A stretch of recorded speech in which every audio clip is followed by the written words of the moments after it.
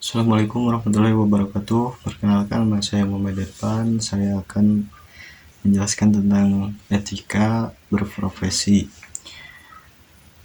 Di sini ada hakikat bekerja dalam Islam. Bekerja adalah jihad, mencari nafkah yang halal disejajarkan dengan berjuang di jalan Allah. Tujuannya yaitu memenuhi kebutuhan diri, keluarga, dan memberikan manfaat bagi umat. Adapun prinsip dunia kerja adalah ladang amal, bukan sekedar tempat mencari materi. Seperti pada landasan kisah At-Taubah ayat 105 Al-Ayah, dan katakanlah bekerjalah kamu, maka Allah akan melihat pekerjaanmu, begitu juga Rasulnya dan orang-orang mukmin. Selanjutnya yaitu ada pilar utama, yaitu al-quwah dan al-amanah. Dalam Islam, profesionalisme dibangun atas dua fondasi utama berdasarkan kisah Nabi Musa alaihissalam dalam kisah surah Al-Qasas ayat 26. Al-quwah atau kompetensi yaitu memiliki keahlian, kekuatan, dan ilmu yang mumpuni di bidangnya. Sedangkan al-amanah atau integritas yaitu memiliki sifat jujur dan dapat dipercaya dan bertanggung jawab. Sesungguhnya orang yang paling baik yang engkau ambil untuk bekerja ialah orang yang kuat lagi dapat dipercaya.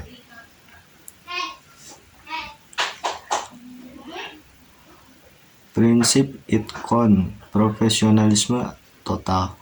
Islam mendorong umatnya untuk bekerja secara tuntas dan berkualitas tinggi. Definisi itqan yaitu melakukan pekerjaan secara rapi, teliti, dan mencapai standar terbaik. Hadis Nabi SAW, sesungguhnya Allah mencintai jika salah seorang di antara kalian melakukan suatu pekerjaan, ia melakukannya secara itqan atau profesional dan bersungguh-sungguh. HR Tabrani. Selanjutnya etika kejujuran dan larangan kecurangan. Integritas adalah harga mati dalam etika profesi Islam. Kita harus sidik, yaitu jujur, yaitu tidak memalsukan data, tidak memanipulasi laporan, dan tidak memberikan janji palsu kepada klien.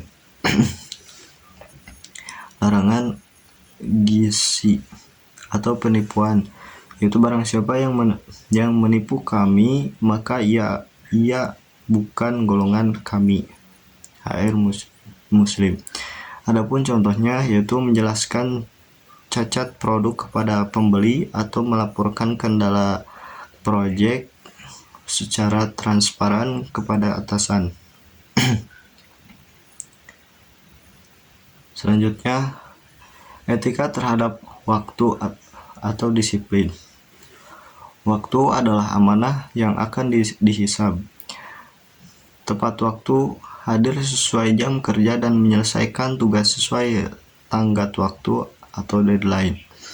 Efektivitas, tidak menggunakan jam kantor untuk kepentingan pribadi dan yang tidak mendesak, misal bermain game atau bergosip berlebihan.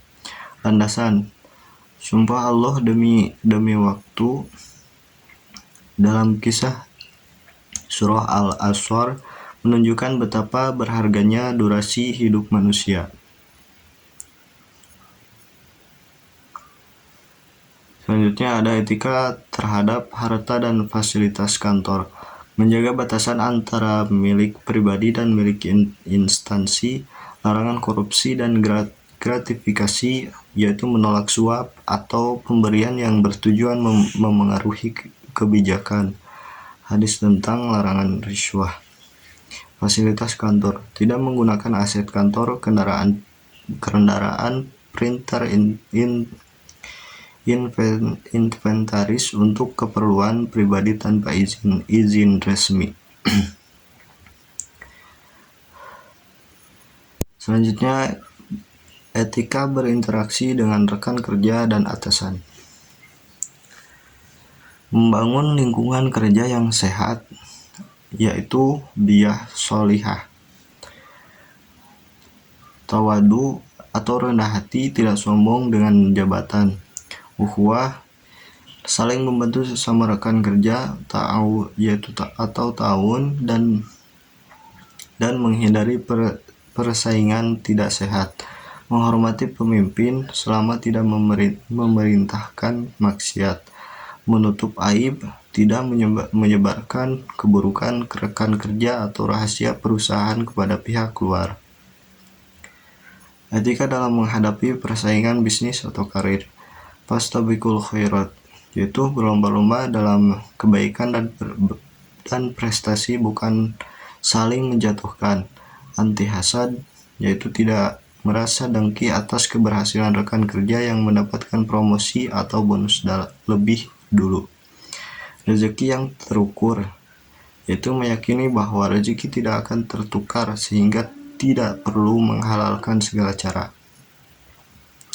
Keberkahan dalam upah dan gaji.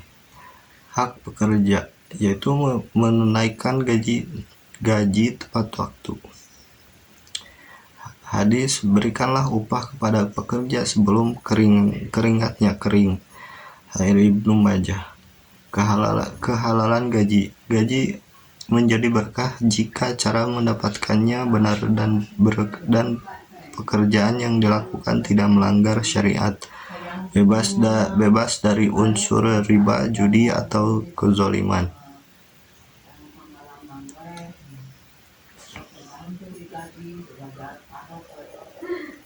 Selanjutnya ada kesimpulan, bekerja sebagai jalan menuju surga. Profesi bukan sekedar status sosial, tapi tanggung jawab di hadapan Sang Pencipta. Indikator sukses bukan pada besarnya jabatan, tapi pada seberapa banyak manfaat yang diberikan bagi orang lain, atau khairun nas anfa'uhum linnas. Sekian video kali ini.